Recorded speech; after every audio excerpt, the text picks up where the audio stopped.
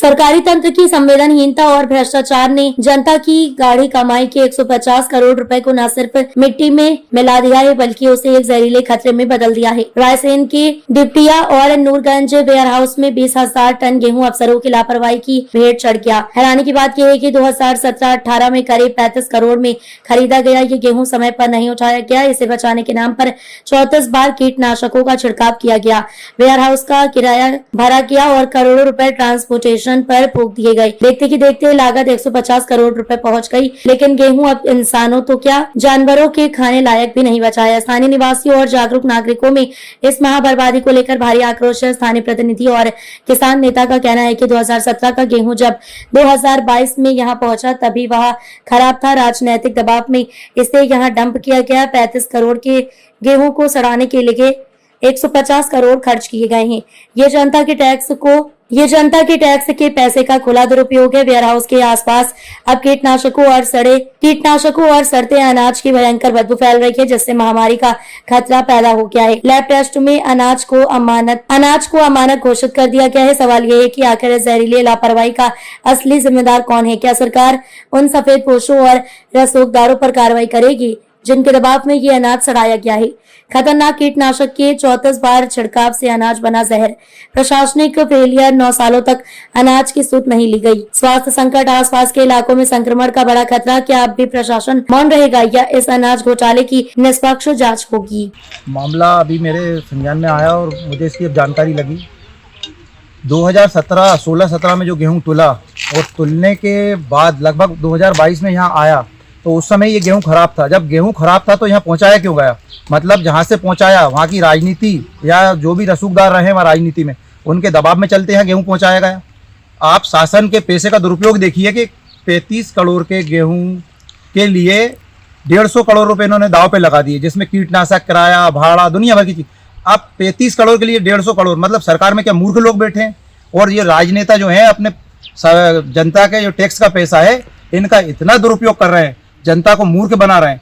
और अभी तुलाई का सीजन है, गेहूं तोल नहीं रहे। मतलब कुल मिलाकर ना शासन में जो बैठे नेता वो जो रसूखदार लोग हैं, बख्तरा से गेहूं चला है, मतलब रसूखदारी वहाँ कम नहीं है नेतागिरी की, वहाँ से पूरा उठा के हमारे रायसेन दीबटिया पहुँचाएगा। गेहूं की ये स्थिति है कि यहाँ वेयर हाउस के बाहर अगर उसको खड़ा होकर आप सूंघ रहा है तो स्मेल कर रहा है।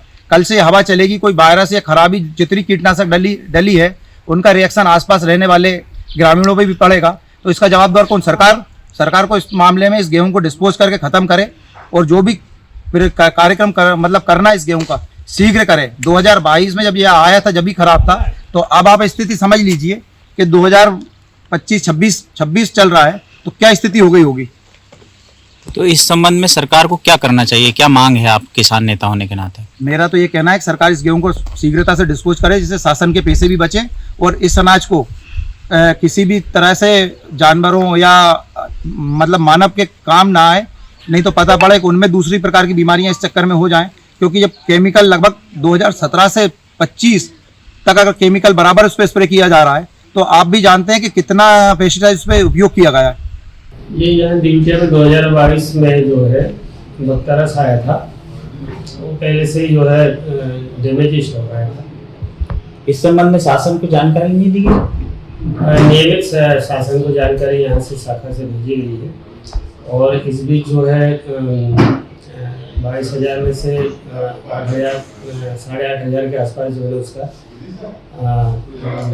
उठाव भी हो गया है डीसी से और बाकी शेष के डीसी से भी जो है शासन स्तर पर प्रक्रिया नहीं है।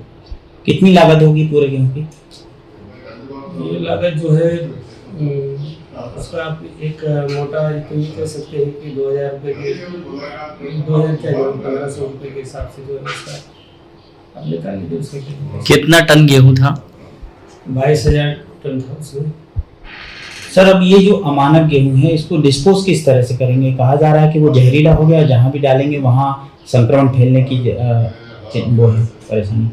हाँ, काफ़ी मात्रा में जो है उसमें कीटनाशक का उपयोग तो हो गया है और उसको मानवीय उपयोग के लिए तो नहीं ले सकते।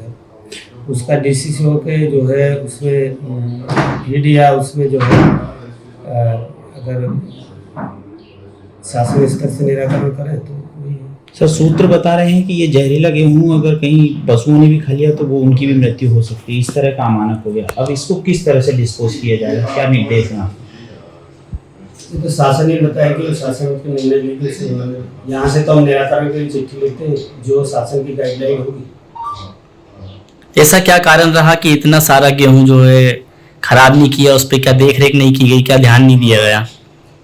ये पूर्व बक्रा ब्रांच में थी जो है 12 गोदाम में रखा हुआ, तो वहाँ की तत्कालीन क्या व्यवस्थाएं थी तो हमें नहीं पता, तो हमारी ब्रांच के बता सकते हैं। इसके लिए आपने पहले सूचित किया है कि वरिष्ठ अधिकारियों को? हाँ, जब से जमा होने आए तब से रेगुलर उसकी जरूरत प्रचार यहाँ से किया जाएगा।